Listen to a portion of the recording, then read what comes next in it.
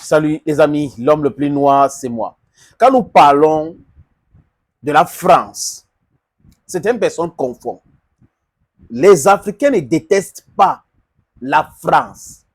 Les Africains n'ont aucun problème avec les Français. Les Africains ont un problème avec l'élite française.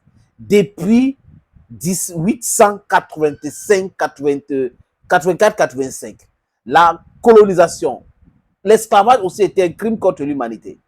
Jusqu'à aujourd'hui, c'est les mêmes élites qui continuent à nous piller, à nous spolier et à venir crier qu'il y a des ressentiments anti-français. Anti-français par rapport à quoi? Donc, il faut que les Africains restent là, acceptent que les gars débattent dans leur parlement comment nous maintenir dans l'esclavage, comment contrôler nos ressources naturelles, comment contrôler les élites, comment fabriquer les élites. Et là, c'est normal que la France parle de son influence en Afrique. Et que quand les autres parlent de l'influence ailleurs, ça dérange. Mais il faut que la France parle de l'influence en Afrique. Et quand les Africains collaborent avec la Russie, oh, la Russie est en train de vouloir nos intérêts en Afrique, la France déteste les Africains et l'Afrique. La France doit être considérée comme l'ennemi public numéro 1 aux pays africains. Quand je parle de la France, je parle des élites françaises. Ces élites-là sont machiavèles. Ces élites-là sont sataniques. Et les Africains ne peuvent pas rester là. Juste, on va applaudir, oui, la France, les Français ont parlé. Vous avez tort. Hier, vous avez utilisé les médias. Aujourd'hui, le paradigme a changé. Les amis, je sais que certaines personnes vont regarder cette vidéo et dire, oh ben, c'est normal. C'est normal que vous restez esclaves, n'est-ce pas? Qu'au Parlement français, on est en train de débattre sur l'influence française en Afrique. Et nous alors, notre influence, c'est sur qui? C'est les sous-préfets qui vont piétiner le peuple. N'est-ce pas les amis? Let's watch.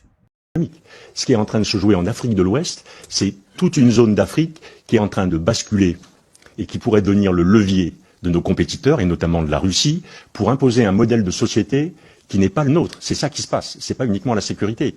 Et on voit cette espèce de traînée de poudre. On voit maintenant les Russes qui sont arrivés au Tchad, qui sont au Burkina, qui sont au Niger, qui sont peut-être bientôt au Sénégal. On sait qu'ils avaient manifesté leur intention de prolonger vers la Côte d'Ivoire. C'est pour moi un peu ça l'enjeu. Du coup, si notre pays a l'intention de continuer à peser ou de conserver une forme d'influence dans cette zone-là, il est clair que ça n'apparaîtra pas dans les champs physiques.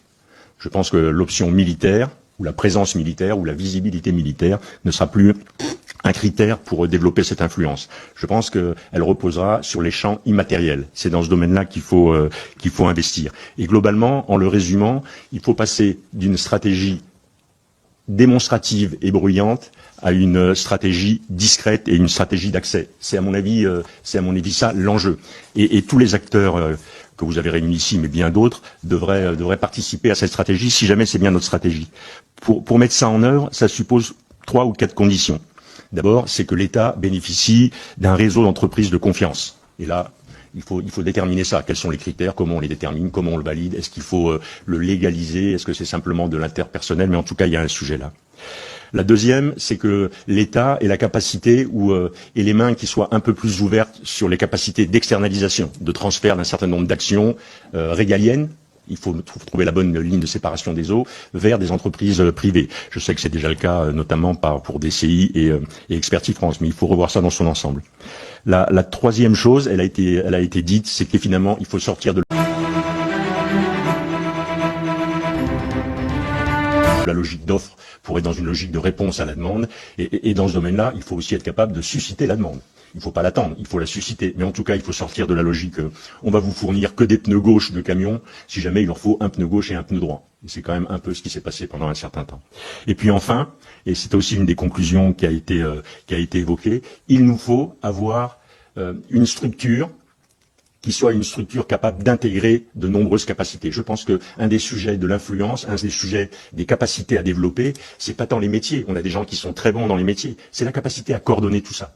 La solution à l'influence, la solution aux crises, elle est pas tant dans le matériel, elle est pas tant dans l'expertise, elle est dans la capacité à coordonner. C'est ça qui détermine l'efficacité. Et c'est là qu'on doit aller. Un dernier mot encore pour dire qu'est-ce qu'on pourrait faire ou comment on pourrait essayer d'expérimenter ça. Je me suis posé la question, quand j'ai lu la volonté ou la décision politique de réduire profondément nos effectifs prépositionnés outre-mer, je me suis dit, qu'est-ce qu'on pourrait faire pour illustrer ce que je viens de dire? Eh bien, voilà ce que l'on pourrait faire. On pourrait se faire demander, évidemment, c'est pas une offre, mais on pourrait se faire demander que l'ensemble Port-Bouët, Port, Aéroport d'Abidjan et Lomo Nord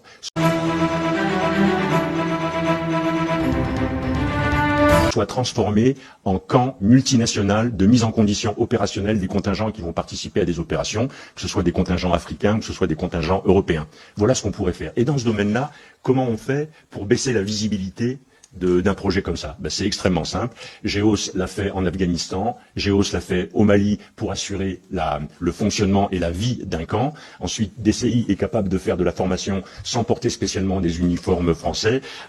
Expertise France est capable de faire le reste. Et là, on a un projet, dès lors que les Africains nous le demanderaient, qui serait d'abord intégré avec tout ce qu'on est capable de faire sur les mines, sur la formation médicale, sur la formation militaire, sur la livraison de matériel. On peut aller plus loin, on devrait aller plus loin.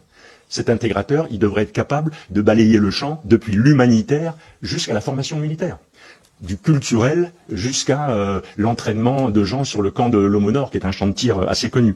C'est un peu ça que je vois comme capacité d'intégration, c'est un peu comme ça que je vois. Après cette vidéo, je pense que si on a un Africain encore qui n'avait pas tous ses sens, il faut qu'il retrouve ces sens-là. Jamais dans notre parlement ou les parlements africains, on ne discute de l'influence africaine sur la France ou sur l'Europe. Jamais. On est dans la distraction. Mais les gars sont chez eux. Ils sont en train de parler de nous. Comment il faut nous influencer. Comment il faut nous mater. Comment il faut nous utiliser. Comment il faut piller notre sous-sol. Et on a des gens qui ont, parce qu'on leur donne les visas, parce qu'ils ont les papiers de séjour, c'était parce qu'on les envoie les déchets qu'on appelle voitures de seconde main en Afrique. Bon, non, la France, l'Europe, vraiment, il faut continuer avec l'Europe. Voilà des gens qui paient le nom. Les Africains doivent se réveiller et comprendre que nous avons besoin de nous libérer. Ça peut prendre 10 ans de souffrance et après, tout le monde, comme on dit en pidgin, go enjoy. Mais on ne peut pas accepter de rester éternellement les esclaves dans la souffrance voulue, dans la manipulation. Ce n'est pas possible. Donc le Parlement français doit cesser de parler de l'influence française en Afrique. Est-ce qu'il parle de l'influence au Vietnam, à Laos? Jamais de la vie. Mais c'est chez nous qu'il faut venir parler de l'influence. Et vous applaudissez. Wake up from your deep sleep. Thank you, friends, and bye-bye.